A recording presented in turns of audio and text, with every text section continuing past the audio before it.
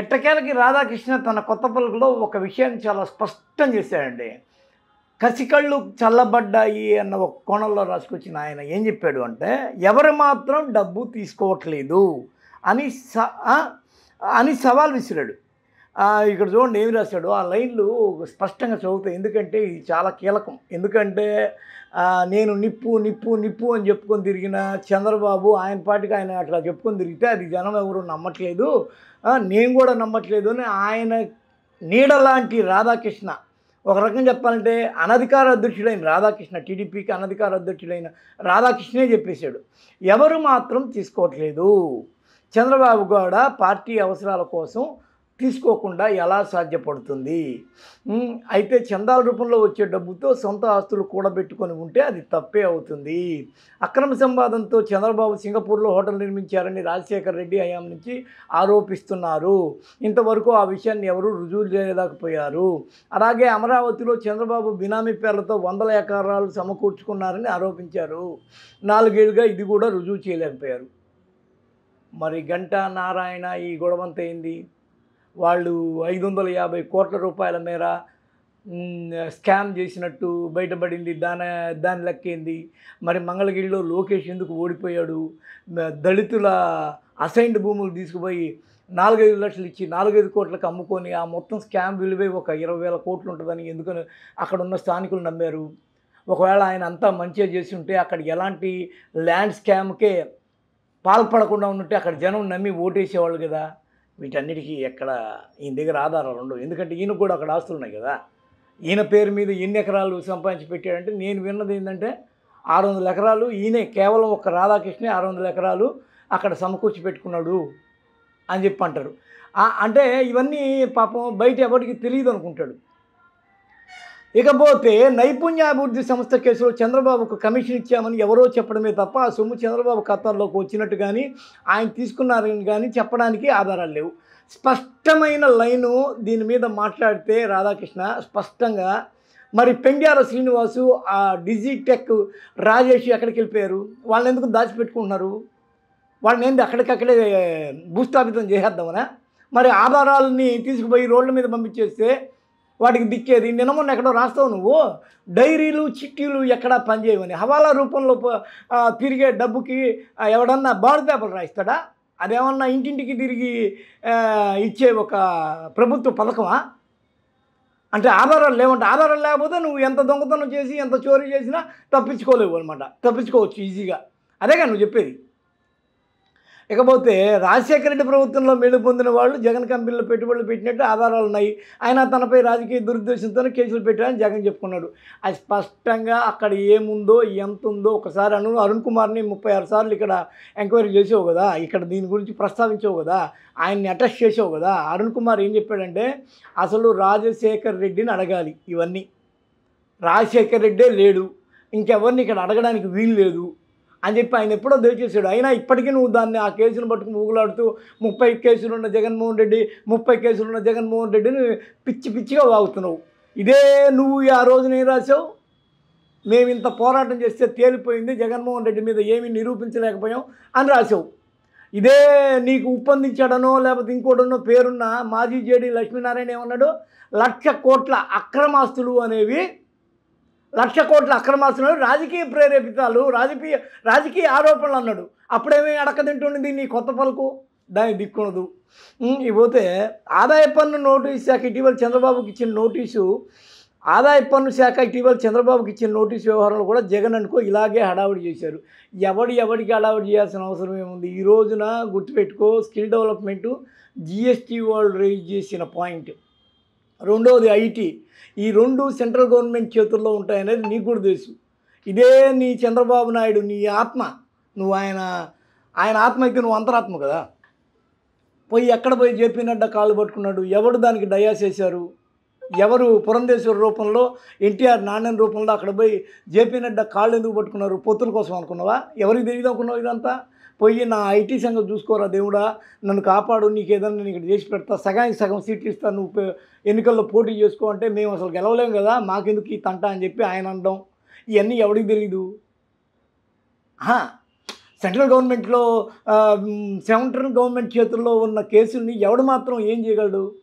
GST ఇదే skill development 371 కోట్లకి GST ఏది అని అడిగితే అప్పుడు బయటపడింది ఇది. దాన్ని ఇన్వెస్టిగేట్ చేస్తూ వస్తే అసలు దీనికి మంత్రిమండలి యొక్క ఆమోదం లేదు, ఇది మేము అప్రూవ్ చేయము అని చెప్పి ఫైనాన్స్ సెక్రటరీ సిఎస్ వీళ్ళిద్దరూ అనడము, లేదు నేను చెప్పాను చెయ్యండి, ఆ డొల్ల కంపెనీలకి పంపించండి అంటే పంపించారు. ఆ నోటు ఇప్పుడు తిరుగుతుంది, తెగ వైరల్ అవుతుంది. ఒకసారి దాన్ని 2 కళ్ళు పెట్టి కళ్ళద్దాలు పెట్టుకొని చూసుకో, తెలుస్తుంది. ఇప్పుడు జగన్మోహన్ రెడ్డి ఆశిస్తున్న రాజకీయ ప్రయోజనం విషయానికి వద్దాం. చంద్రబాబును అరెస్ట్ చేసి జైలుకు పంపితే తెలుగుదేశం పార్టీ నిర్వీర్యమవుతుందా? అలా అయితే జగన్ను అరెస్ట్ చేసి జైలుకు పంపినప్పుడు వైసీపీ నిర్వీర్యం కాలేదే? అంటే ఏంటంటే ఇప్పుడు ఎదురింటోడికి కడుపు వచ్చింది, పక్కింటోడికి రాలేదే అని దీన్ని పోలిక చూసుకోవటమే. ఎదురింటోడు యొక్క మొగతనము దాని సామర్థ్యం వేరు, పక్కింటోడి మొగతనము దాని సామర్థ్యం వేరు. ఈరోజు ఇంత పెద్ద విజయవాడ నడిబొడ్డులో కూర్చొని కళ్ళు కాయలు కాచేలాగా ఎదురు చూస్తున్నాం. ఎక్కడన్నా నిరసన దీక్షలు జరుగుతున్నాయా? ఎక్కడైనా సమాజం అట్టుడికి పోతుందా? ఎక్కడైనా ప్రజలు అయ్యో మా చంద్రబాబు ఈ విధంగా అరెస్ట్ అయిపోయాడే, ఏది మమ్మల్ని ఆయన్ని కాపాడేవాడేడి, ఆయన్ని బయటికి తీసుకొచ్చే వరకు మేము కనీసం సినిమా సీన్ లాంటిది కూడా ఎక్కడ ఏది లేదు. దానికి దీనికి పోలిక అయినా రాశావు. చంద్రబాబు చంద్రబాబు కేసులో చంద్రబాబుని ఎన్ని రోజులు జైల్లో పెట్టగలరు? ఆ సంస్థ ఎండి ప్రేమచంద్రారెడ్డిని వదిలిపెట్టాక ఈ కేసులో ఇంకా బలమేముంటుంది? ఎవడు చెప్పాడు నీకు అందరిని వదిలేశారని? ఎక్కడ చట్టం తన పని తాను చేసుకుపోతుంది. ఇది ఒకటి చేతుల్లో లేదు, జిఎస్టీ చేతుల్లో ఉంది. బలం ఉందని అనుకుందాం. చంద్రబాబు జైలుకు పరిణించి ఆయన కుమారుడు లోకేష్ ఉండనే ఉన్నాడంట. ఎక్కడ ఉన్నాడు? ఫైబర్ యాక్ట్లో మళ్ళీ ఇప్పుడు ఆ నెట్లో దీనిలోకి వెళ్ళిపోతున్నాడు లోపలికి. లాస్ట్కి మీ ముఖానికి పవన్ కళ్యాణ్ గతి అని చెప్పి వీళ్ళు అనుకుంటున్నారు. ఆ సుదీర్ఘ పాదయాత్ర ద్వారా తాను రుజువు చేసుకున్నాడా? ఒకసారి రాధాకృష్ణ ఫేస్బుక్ లేకపోతే యూట్యూబ్ ఓపెన్ చేసి కొట్టు చూడు, మీ నత్తిబాబు యొక్క నత్తి మాటలే ఇన్ని వినిపిస్తాయి. ఒకటే మీములు, లోకేష్ మాటలు, ఆయన శక్తి సామర్థ్యాల మీద. అదేమంటే నేను వాళ్ళని రెడ్ బుక్లో రాసుకుంటా, వాళ్ళ దుంప దిస్తా, వాళ్ళ గంపకెత్తాను అంటాడు.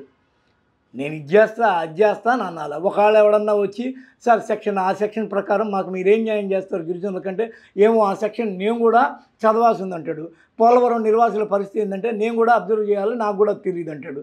మరి అక్కడ వరకు వెళ్ళినప్పుడు వాళ్ళ సమస్య ఏంటో తెలుసుకొని వాళ్ళ గురించి మాట్లాడాలి కదా. దానికి దిక్కులే ఆయన సమర్థత పెరిగిందా? కళ్ళు ఏమన్నా ఎక్కడన్నా నేరుగా పెట్టుకొని తిరుగుతున్నావా, కింద ఏమన్నా పెట్టుకొని కూర్చో ఉన్నావా? ఒకసారి కళ్ళు పెట్టుకొని సోషల్ మీడియా చూస్తుంది. ఇప్పుడంట చంద్రబాబుతో పాటు లోకేష్ను కూడా నిర్బంధించడం జరిగితే ప్రజల్లో సానుభూతి మరింత పెరిగి అది ప్రజాగ్రహంగా మారవచ్చు. ప్రజలంటే ఎవరు? ఆయన కులపోళ్ళు, బినామీలు. కనీసం మీరు డెవలప్ చేస్తున్న ఆ రాజధానిలో కూడా ఎవరు లేడు కదా. ఉంటే 2 సీట్లు ఎందుకు పోతాయి? కొద్దిగా వాడు రాధాకృష్ణ, కొద్దిగా బ్రాండ్ మార్చు. ఇట్లాగా ఇకపోతే ప్రజలను చైతన్యపరచడానికి చంద్రబాబు సతీమణి భువనేశ్వరి, లోకేష్ సతీమణి బ్రాహ్మణి ప్రజాక్షేత్రంలో రావచ్చు. వచ్చింది కదా ఆమె, దుర్గమ్మ కొండ మీద కూర్చొని వచ్చిరాని తెలుగుతో అచ్చిపచ్చిగా ఏదో పిచ్చి పిచ్చిగా మాట్లాడి వెళ్ళిపోయింది. ఇదంట ఆమెకు సంబంధించింది కాదంట, ప్రజలందరికీ సంబంధించిందంట. ఆయన పోరాటం అంట, ప్రజల పోరాటం అంట. ఏది చంద్రబాబుకు ఉన్నట్టు 1,00,000 కోట్లు ఎవరికి మాలాంటి వాళ్ళకి లేవే? 2 ఎకరాల్లో మేము చిన్న ఇళ్ళు కట్టట్లేదే, ప్యాలెస్లు కాకుండా.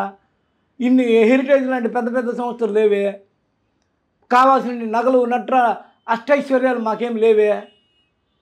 ప్రజలకి ఎక్కడ ఏముందని ఆయన వచ్చి పోరాడతాడు ఇప్పుడు, గోచిపాత కూడా లేకుండా. అనే మాటలు చూస్తుంటే చాలా విచిత్రంగా వింతగా ఉంది. ఇకపోతే తెలుగుదేశం పార్టీ నాయకులు కార్యకర్తల ఆలోచనతో సంయమనంతో వ్యవహరిస్తున్నారా? సంయమనంతో వ్యవహరించగా అచ్చెన్నాయుడు ఆడియో విడుదలైంది, ఒకసారి చూడు ఎంత రెచ్చగొడుతున్నాడు. దుందుడుగ్గా వ్యవహరిస్తే పోలీసులతో కేసులు పెట్టించడానికి జగన్ ప్రభుత్వం రెడీగా ఉంది. ఈ కేసుల్లో ఇరుక్కున్న వారందరినీ ఎన్నికల సందర్భంగా అరెస్ట్ చేసే ప్రమాదం ఉంది. చంద్రబాబు అరెస్ట్ చేసినంత మాత్రం పార్టీ శ్రేణులు డీలా పడిపోవాల్సిన అవసరం లేదు. అతి త్వరలోనే ఆయన బయటకు వచ్చేస్తారు పాపం. ఎందుకంటే వెనకాల చేరి సూట్ కేసులు మోసేదంతా ఈయనే కదా.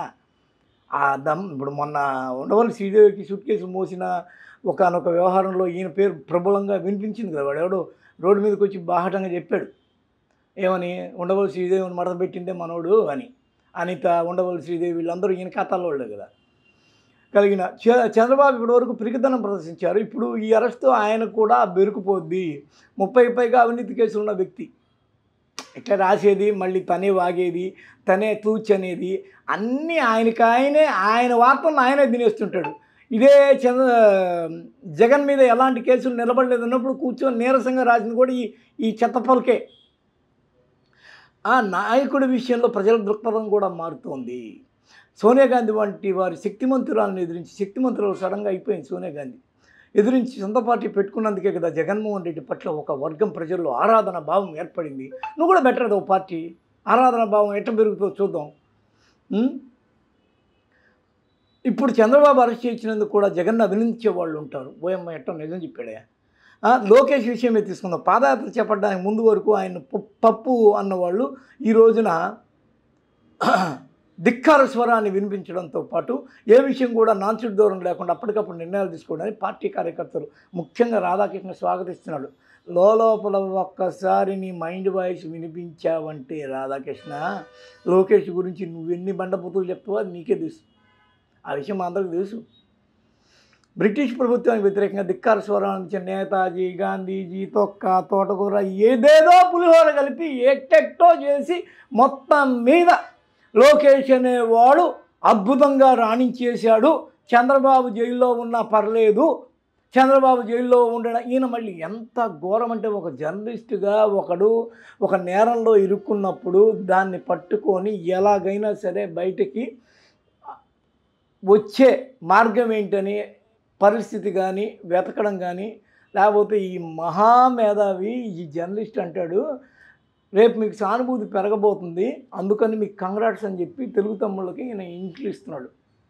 నిజంగా ఓ జర్నలిస్ట్ ఏం చేస్తాడు, ఇక్కడ తప్పు చేసిండే అతను తప్పే, ఈ పాయింట్ ఆఫ్ వ్యూలో ఆయన తప్పు చేశాడు, ఇదిగో నేను రీసెర్చ్ చేస్తున్నా, ఇది ఈయన తప్పులు, దీన్ని బట్టి ఈయన ఈ పరిస్థితుల్లో ఒక లాయర్ని అడిగాం మేము. స్పష్టంగా చెప్పాడు, రిమాండ్కి పంపిస్తారు, ఆ తర్వాత కస్టడీకి తీసుకుంటారు, తర్వాత కొన్ని నెలల పాటు రాజమండ్రి సెంట్రల్ జైల్లో ఉండాల్సిన పరిస్థితి ఉంటుంది. ఇవని అట్లా ఏదన్నా చెప్పి నిజంగానే ఇక్కడ జరుగుతుంది ఇదేని నా కళ్ళకు కట్టించాలి. కానీ నువ్వేం చేస్తున్నావు, పత్రికని కేవలం కార్యకర్తల కోసం రాసుకున్న కరపత్రం చేస్తున్నావు రాధాకృష్ణ. కొన్ని నిజాలు రాస్తూ ఉండు, లేకపోతే కంగ్రాట్స్ చెప్తావు, లేకపోతే జనరలైజ్ చేస్తావు, లేకపోతే ఇది తినుంటాడు తప్పులేదు, ఆయన సొంత ఆస్తులు ఏమన్నా పెంపొందించుకున్నాడా అని నువ్వు ఇదే అది నీ అనుభవం. ఎందుకంటే నువ్వు సంవత్సరానికి ఒకసారి క్యాలెండర్ రూపంలో కొన్ని వసూళ్లు చేసి తర్వాత నీట్గా పోయి ఆస్తులను పెంపొందింపజేసుకుంటావు కదా, ఆ డబ్బు రూపాయి సంస్థగా పెట్టకుండా. అట్లాగా ఏమన్నా చేస్తే తప్పంటావు. మరి అలాంటప్పుడు నువ్వు చేస్తున్నావుగా, నీ తప్పేగా. ఇవన్నీ ఏవి ప్రపంచానికి తెలియవు కాబట్టి నీ ఇష్టం వచ్చినట్టు రాసుకుంటావు, ఇష్టం వచ్చి నీ పేపరు వాడెవడో ఆదిగాడు స్కిట్లో చెప్తాడు, నా స్కిట్ ఇది, నేను ఇష్టం వచ్చినట్టు రాసుకుంటా, అనసూయని ముద్దు పెట్టుకున్నట్టు రాసుకుంటా అన్నట్టు ఇష్టం వచ్చినట్టు రాసుకుంటావు. ఇది నీ పేపరు, నిన్ను అడిగేవాళ్ళు లేడు, నువ్వు స్వహస్తాలతో రాస్తావు, వాటిని ఎవడో డీటీపీ చేసి టైప్ చేసి పేపర్కి ఎక్కిస్తాడు, దాన్నే మధురవాణి వాయిస్లో చదివి వినిపిస్తుంది. నీ లీలలు చంద్రబాబు నాయుడికి నష్టం తప్ప లాభం కలిగించినట్టు నువ్వు ఒక్క ముక్కరాయలే స్వామి. అలా అందుకని నీకు ప్రాణం. నమస్కారం.